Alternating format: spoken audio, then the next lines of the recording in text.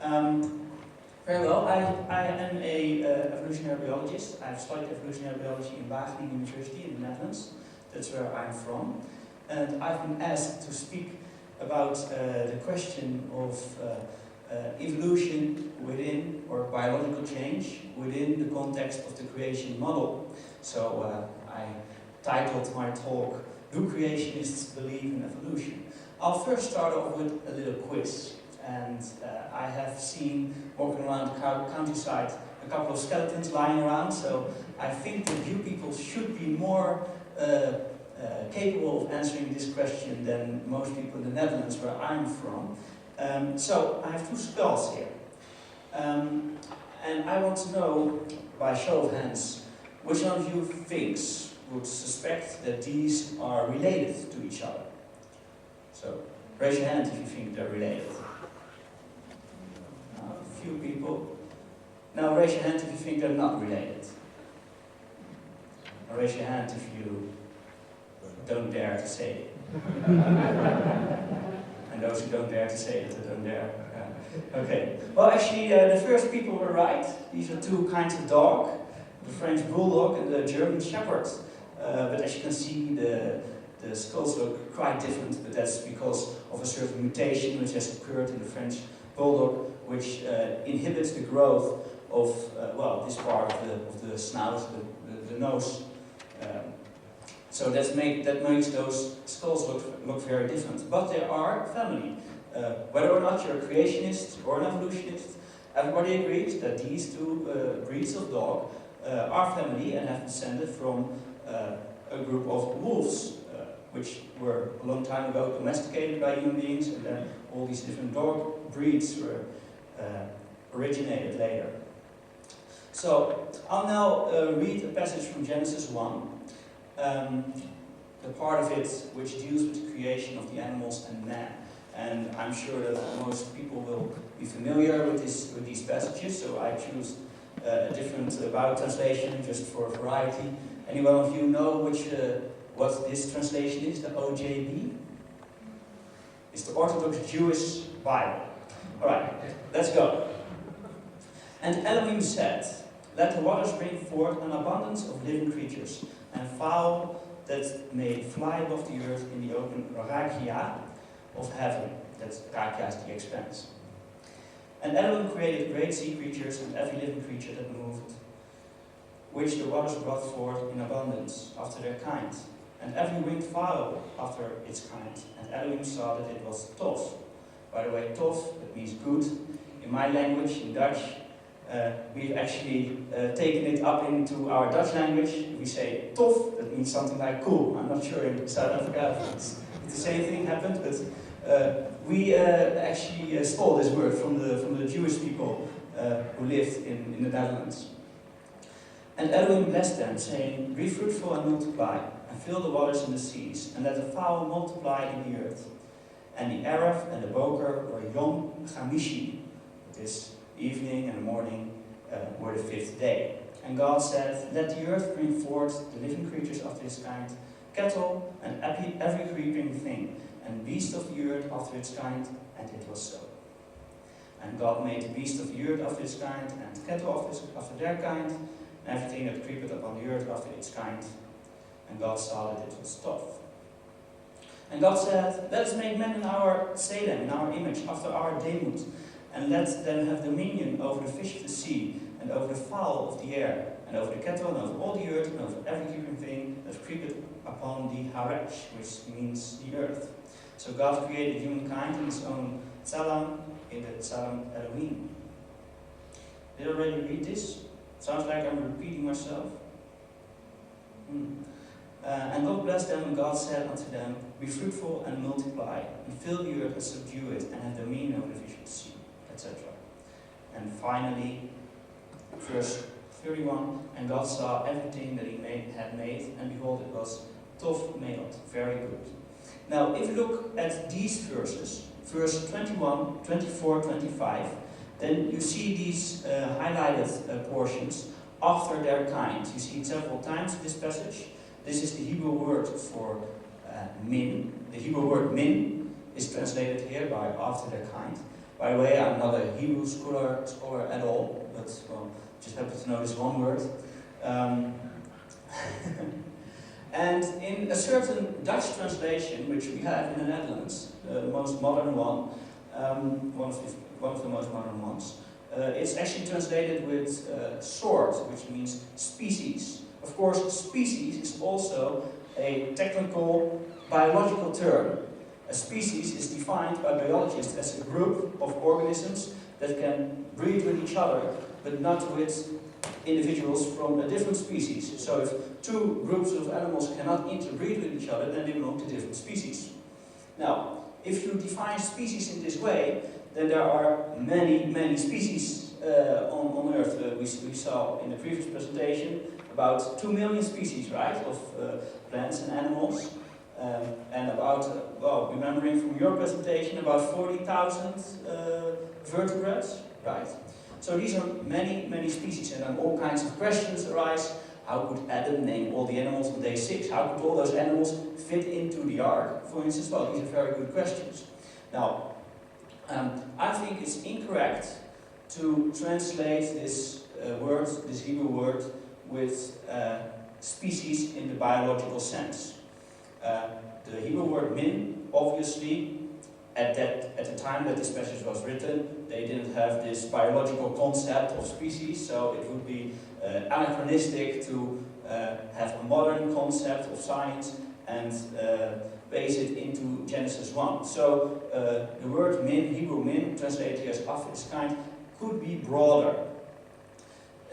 It's been criticized, the original creationist position, the idea that these were really species and that God created each individual species, has been criticized by evolutionists, of course, because they can see speciation happening. New species can arise. For instance, here you see different kinds of seagulls which live around the Arctic, and the different species that live in neighboring areas, they can actually interbreed with each other. So there's a couple of different subspecies, and it goes all the way around the Arctic. And the species, well, these gulls, they have, well, traveled the whole region. But on the other side, where the two extremes of this almost circle meet again, these cannot interbreed with each other.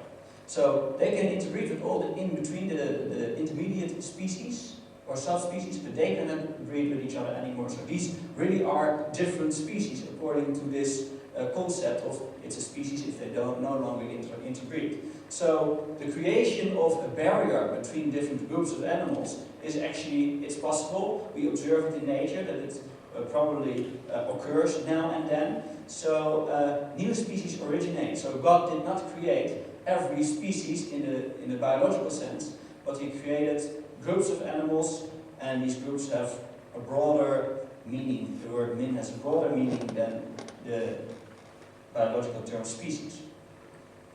Now, this is not the idea that animals and plants and organisms and humans can change, can adapt, is not at all in conflict with biblical teaching, I think.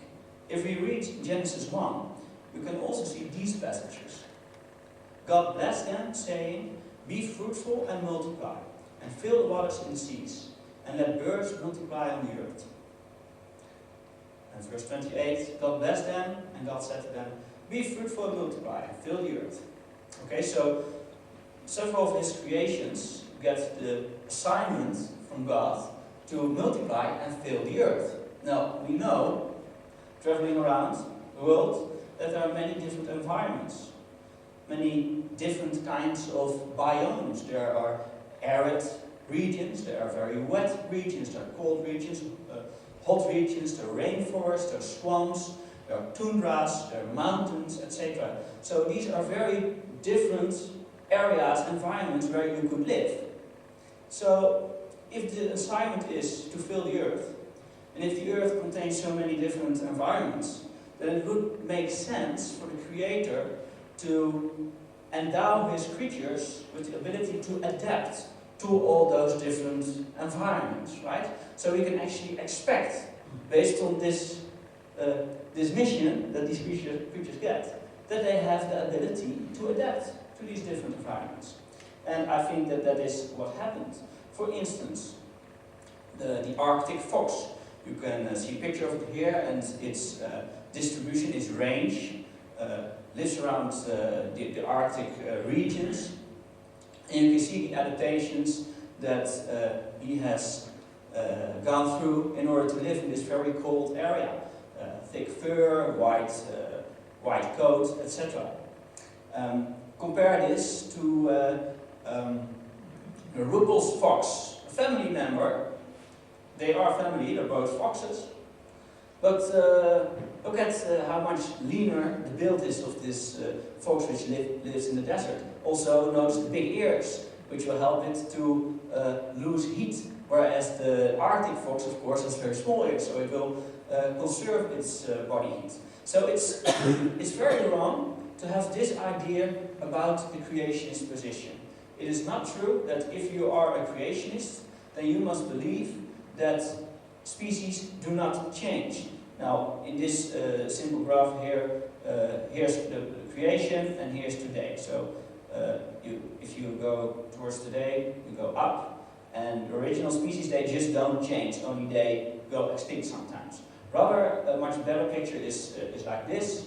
God created different groups of animals, and new species could have arisen within these groups. Or maybe even a better picture would be this one, because now we also have included the flood into the picture.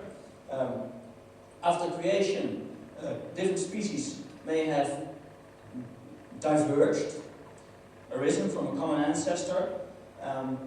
At the flood, of course, only 2 or 7 or 14, depending how you read it, of each created kind were on board of the ark.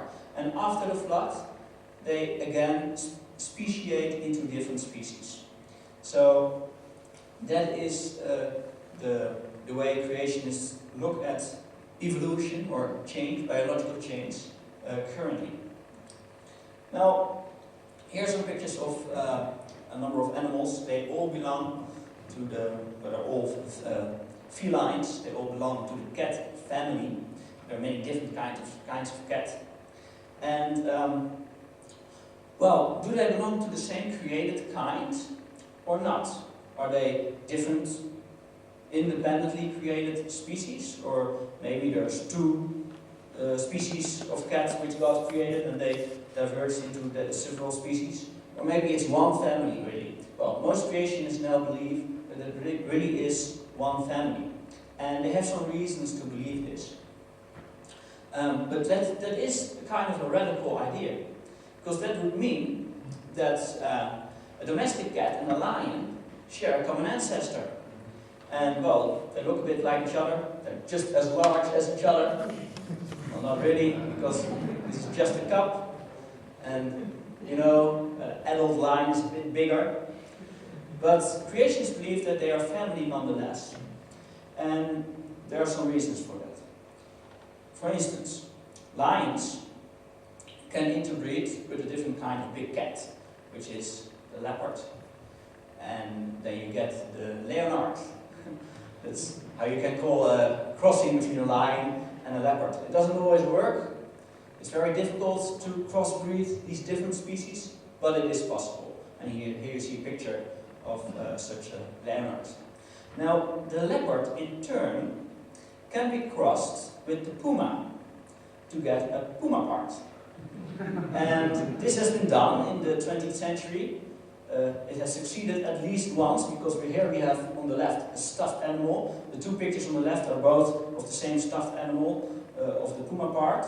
You can see it has, well, around his face the same kind of look as the puma, but also it has the rosette pattern of the dots on its body, like the leopard, except more faint.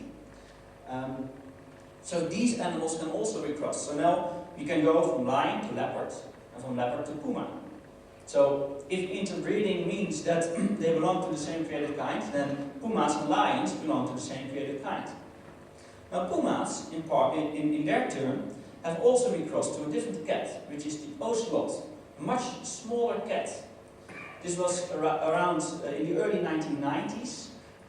Some cat owner, he liked to have big cats as his pets, and he had an ocelot and a puma, and on several occasions the puma got pregnant, the female was the puma, and a litter was born. Unfortunately, the pups were very small, and the mother did not.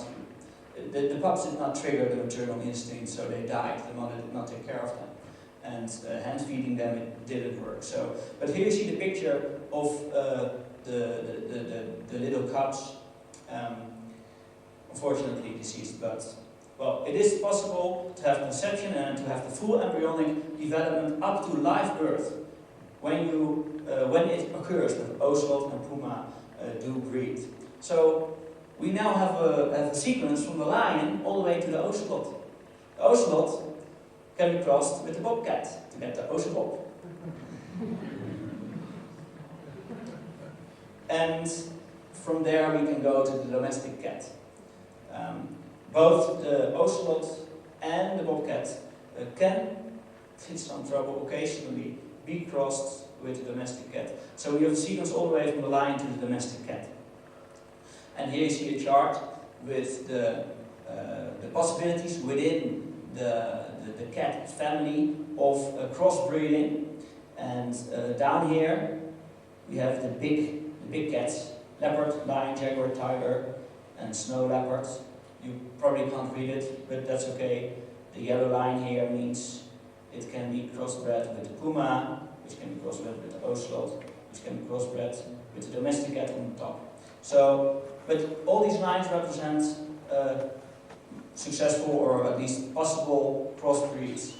Now, I'm not sure if you can see it, but down here there's a little scale with it's a time scale with millions of years. This is the evolutionist idea, of course, on how these cats are related to each other throughout the evolutionary time. So it's more than 5 million years ago that these groups split off from each other. And it's over 10 million years ago that the big cats split off from the other cats. If more than 10 million years has passed, then it is kind of surprising that such a crossbreed is still possible. 10 million years of change on a molecular level would probably create a permanent barrier to any kind of crossbreeding. 10 million years, that's longer than the time that has passed since the human and the chimp lineages split off from each other, for instance. So it's a very long time. So it's kind of surprising under an evolutionary model that they can still crossbreed so many of these cats with each other.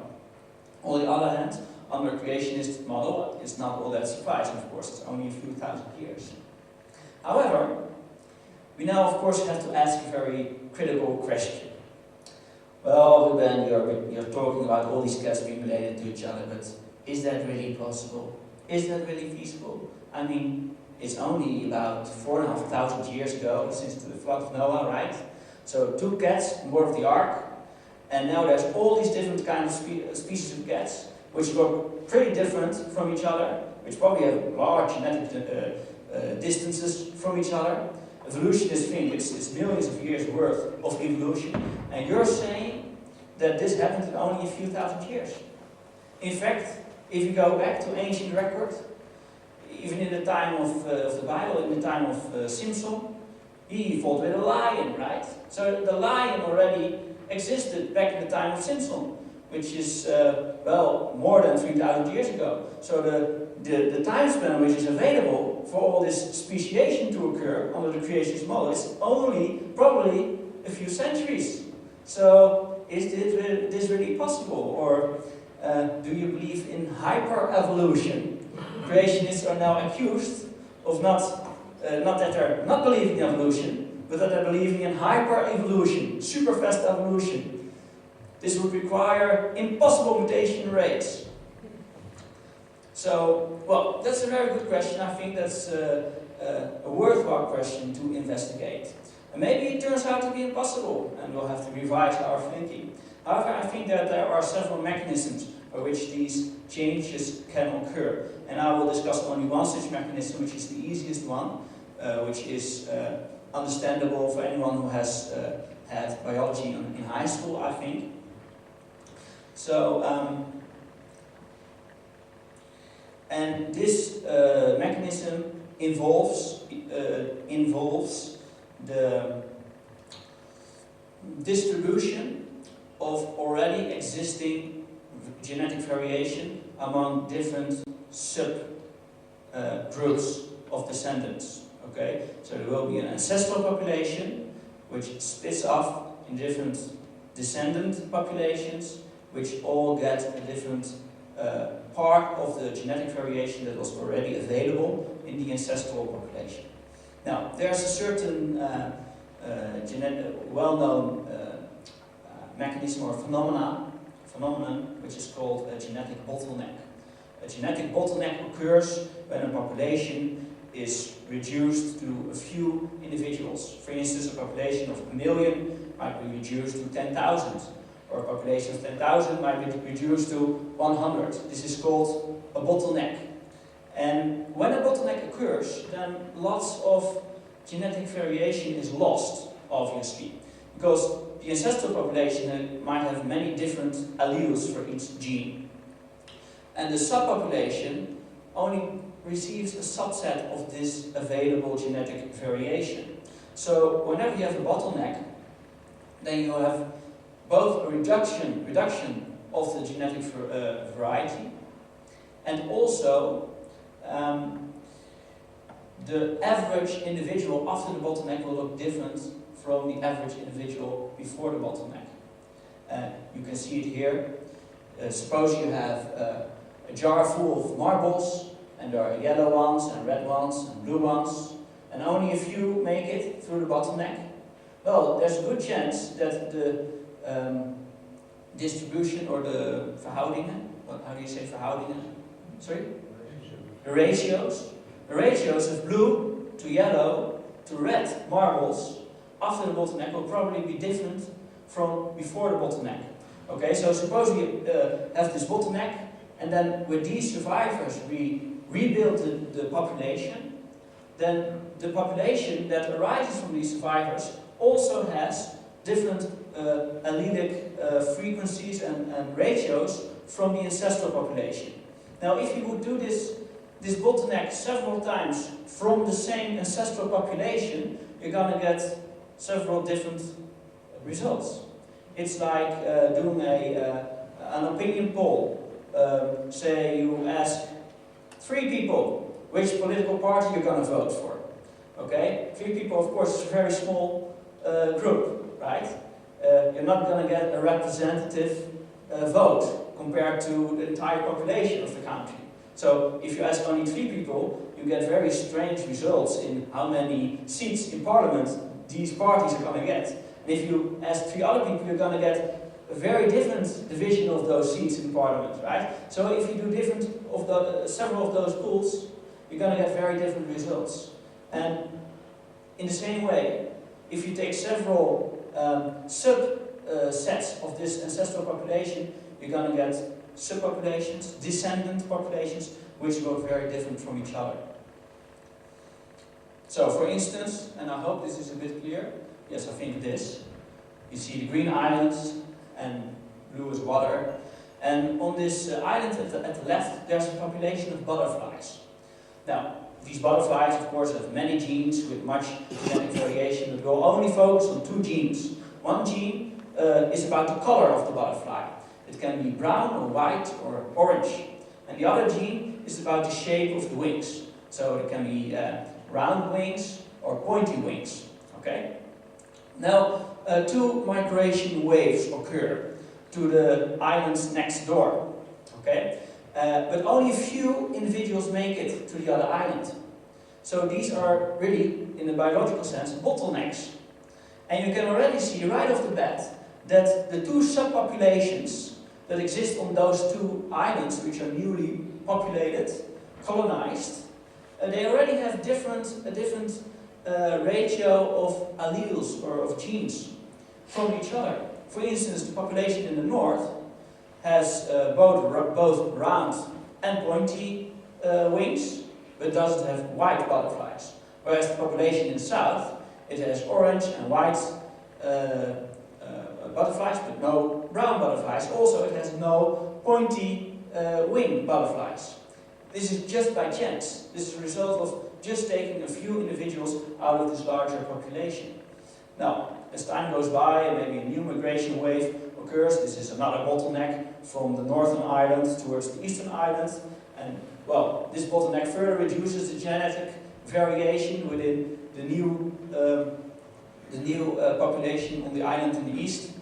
And after several generations, the population grows, and you can now see how the eastern island and the southern island are very different in their genetic makeup, just as a result of those genetic bottlenecks. And maybe even the ancestral populations will die out, and now there's no continuity anymore between those two surviving populations. You might very well think, well, these are different species, they have very different genes. The genes on the eastern island are very different from those on the southern island, etc.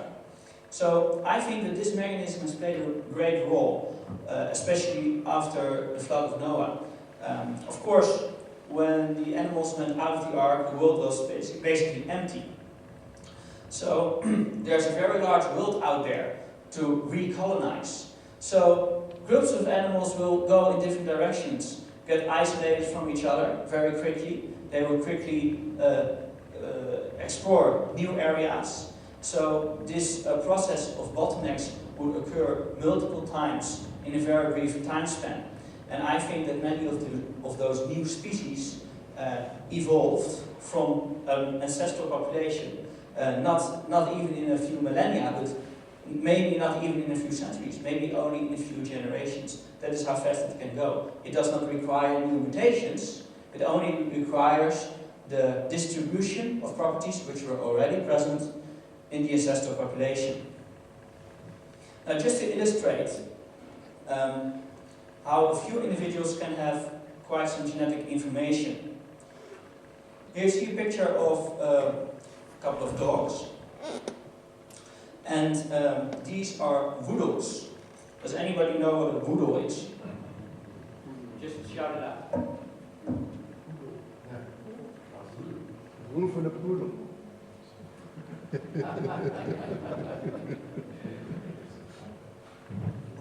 That's right. A woodle is a cross between a wolf and a poodle.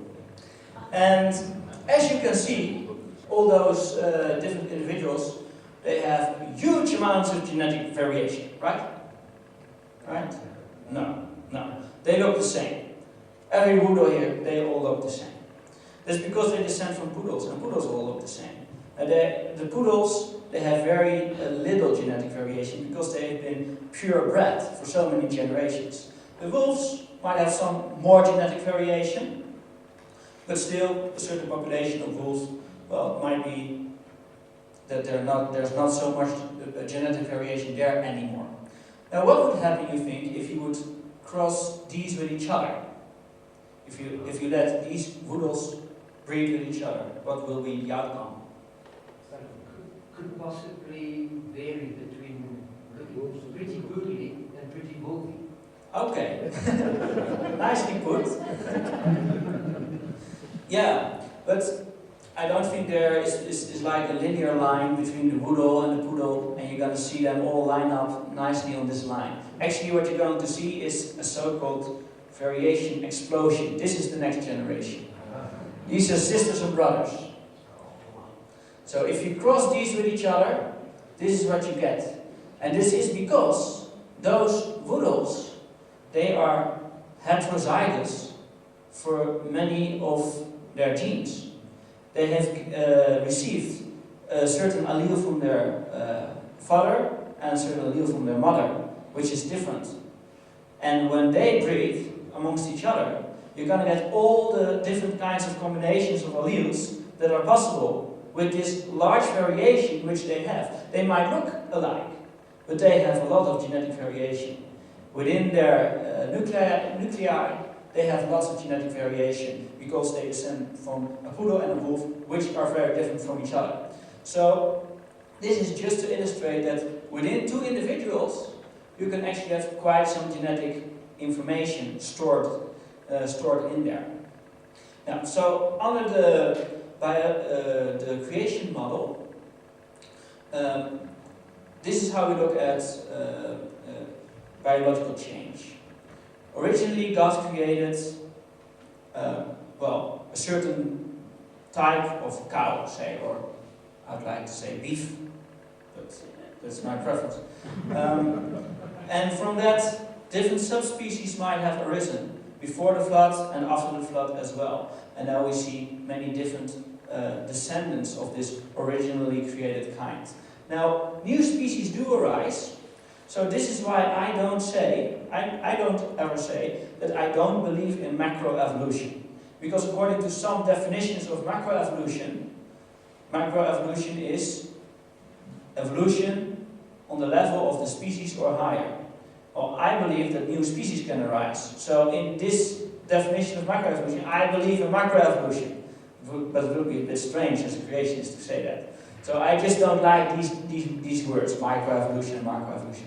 I just say, well, yes, all kinds of things can happen, new species can arise.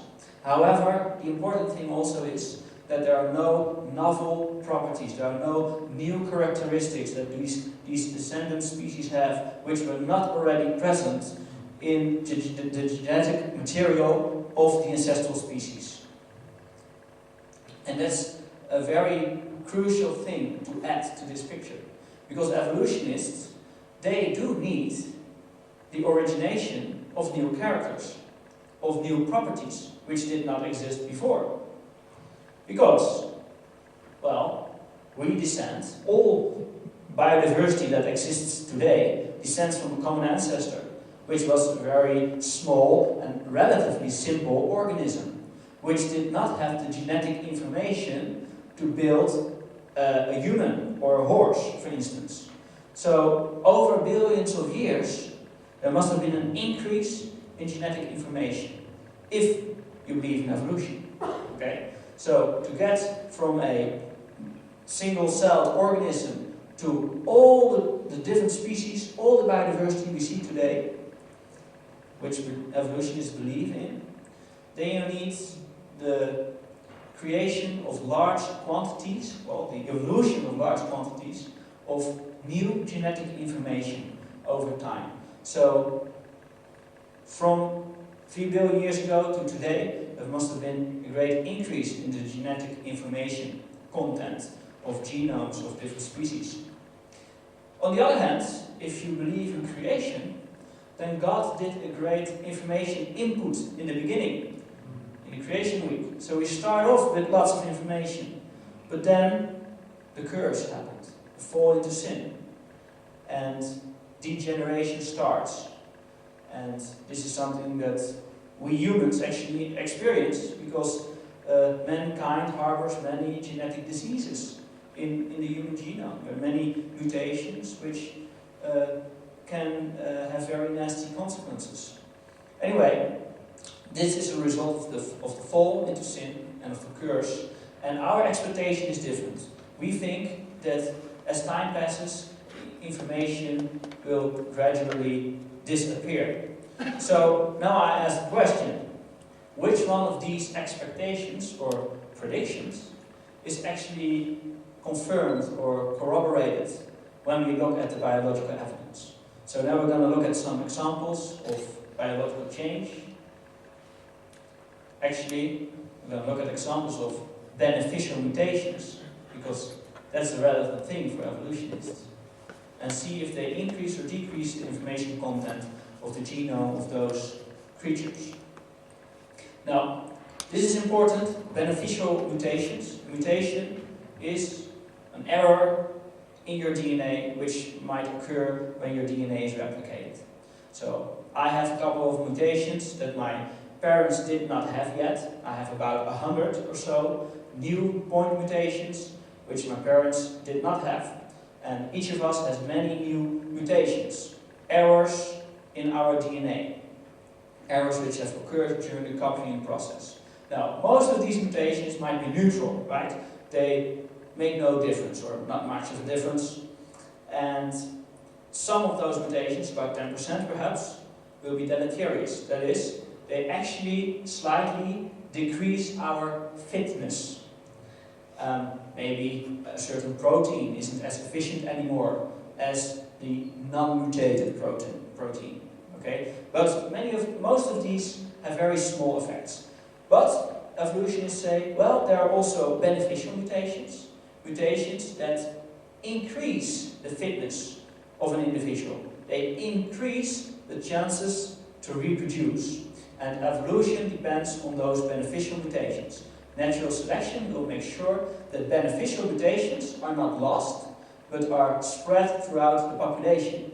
Because an individual with a beneficial mutation has an advantage over the other individuals which do not have this mutation. Therefore, he will spread this mutation over his descendants. He will have more descendants. Eventually, the entire population will consist of individuals which have this mutation. Now, okay, so let's accept this idea that there are beneficial mutations and that natural selection can spread these throughout the population. I accept that. I believe that. I think this is true. I've studied some of this in the laboratory with bacteria, but I'll look at some other examples. There are many islands on the oceans which may have arisen from volcanic activity, and oftentimes different kinds of animals will colonize these islands. For instance, beetles might colonize newly created islands in the ocean.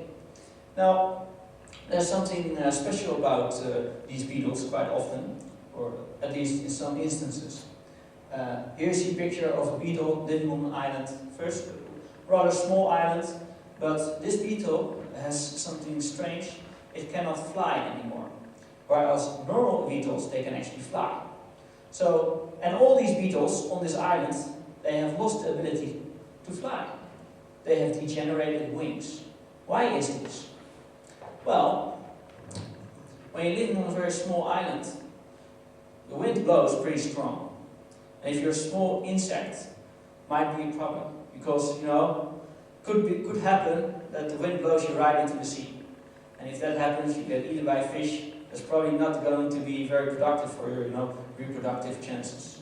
So, flying beetles on an island, they have a problem. Once upon a time, one of those beetles, he had a mutation. He could not fly. All his brothers and sisters were flying, and he was looking at the sky. I wish I could fly. But then a storm occurred, and 50% of his family members, they ended up in the sea and they died. And he was sitting there on the island. Oh, now I'm going to reproduce. So, this mutation spread throughout the population. It's a beneficial mutation. The loss of the ability to fly, the degeneration of those wings, is a beneficial trait for this beetle. And natural selection, just like the evolutionist said, natural selection makes sure that this mutation is spread throughout the population. But what about the genetic information? Is this an example of an increase in genetic information or decrease in genetic information? Decrease, that's right. Because the information required to develop those healthy, functional wings has broken down. Now, there are many examples of that. Yesterday I was in a cave, and the guide told us that, there was some water in the cave, that there live certain species of shrimp which are white and blind. And this is something that happens quite often in caves. There's a couple of pictures here of animals living in caves. For instance, this fish and this salamander.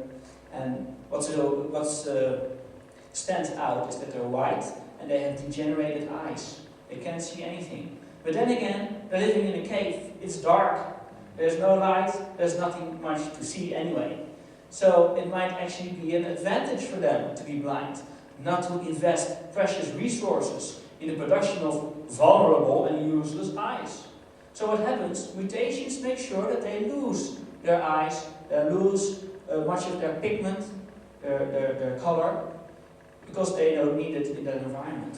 And these are beneficial mutations. But are these increases in genetic information? No, they're decreases in genetic information. A question? Okay, I'll take a question. The question is, they have developed other sensory organs to assist with their ability to feel the environment. So there's an increase in information in that sense as well.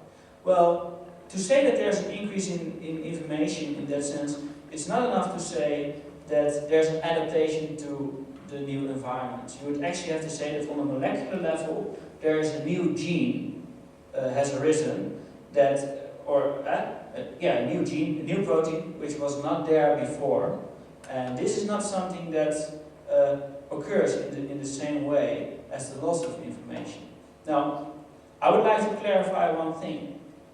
I'm not, many creationists are making a mistake in this area. They're saying there are no examples of increases in genetic information. There's never been a mutation that increased genetic information. I disagree with that. I think there are actually examples of increases in genetic information.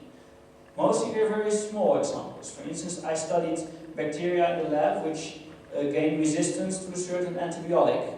And, well, the mutation increases the affinity of a certain protein which breaks down the affinity between the protein and the antibiotic, and the protein breaks down the antibiotic, and the mutation makes sure that this happens more efficiently. I think that's an example of an increase in genetic information. So I'm not the kind of creationist which says there's never been an example of genetic information increase.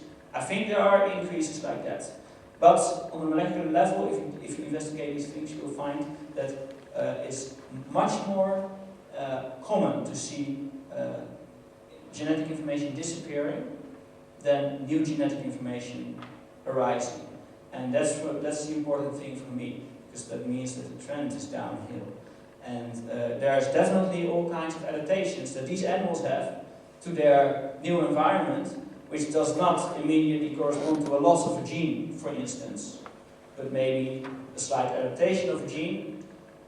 It might be loss of genes, it might be a loss of genetic variation. Maybe they originally had like 5 different alleles for a certain gene. Now they have only one of these alleles are left, for instance, right? That's also not an increase in genetic information. But, well, thank you for your question anyway. Another example, there are sticklebacks which live in the ocean. There are sticklebacks which live in fresh water. Sometimes oceanic sticklebacks will swim up into the rivers. But in these freshwater environments, there are different kinds of animals which actually prey upon the sticklebacks. Dragonfly larvae, for instance.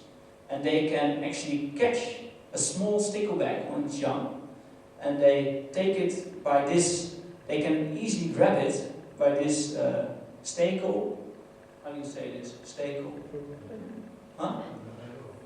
Not sure? Well, anyway, what happens is that in freshwater environments, sticklebacks often lose this property.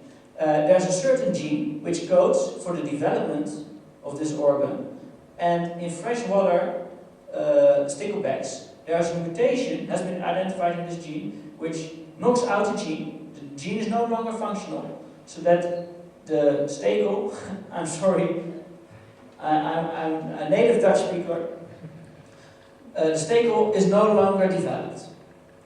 And this helps because now it's more difficult for the dragonfly larvae to catch the stickleback. So this is an advantageous mutation. It's a beneficial mutation. Once again, when you look at the molecular level, you see that there's a loss of genetic information, a loss of a functional gene, which now is a pseudogene. So that's a loss of information.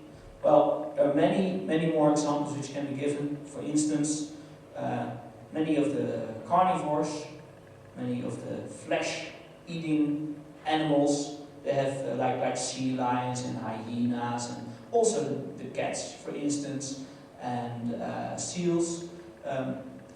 They no longer have the receptors to taste sweet, to have the sensation of sweet taste.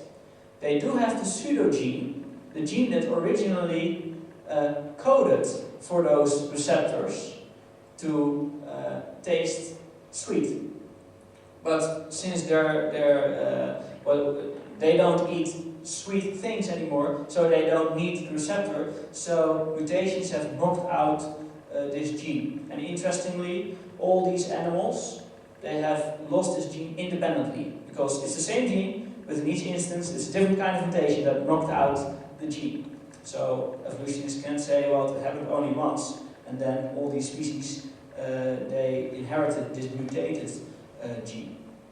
So there are many examples of loss of genetic information, even if the mutation is beneficial, even if it increases your chances of reproduction. So I think this is the trend. The trend is downhill. So these predictions, I think we can conclude that the creationist expectation is corroborated or confirmed by the data, whereas the evolutionist prediction, well, it's not so. It doesn't do so well. And well, this is really a big problem, because if the trend is going downhill, if information is lost much more often than it is gained, then evolution is basically impossible, because you can never get rich by losing a little bit of money every week. And evolutionists, they never look at it this way. They only see, oh, it's changed, oh, it's natural selection, oh, this is natural selection in action. But then you ask them, yeah, but genetic information is lost. And in your previous examples, genetic information was also lost. Actually, it seems to be the trend. Yeah, I never really looked at it that way. Once got that answer from a microbiologist.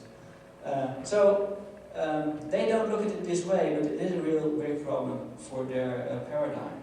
So to conclude, under the biblical model, biological changes do occur.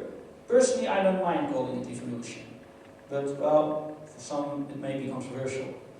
And even speciation, the origination of new species, which basically is also the loss of a function, namely the ability to reproduce amongst different groups, it does occur. However, most of these changes occur by the distribution of already existing traits from an ancestral population. And different subpopulations get a different part of the original available genetic information. And speaking of information, loss of information is more prevalent than gain of information. There are some examples of gain of information, but loss of information outnumbers that easily. So the trend is downhill, which confirms the biblical prediction and falsifies evolution. Thank you.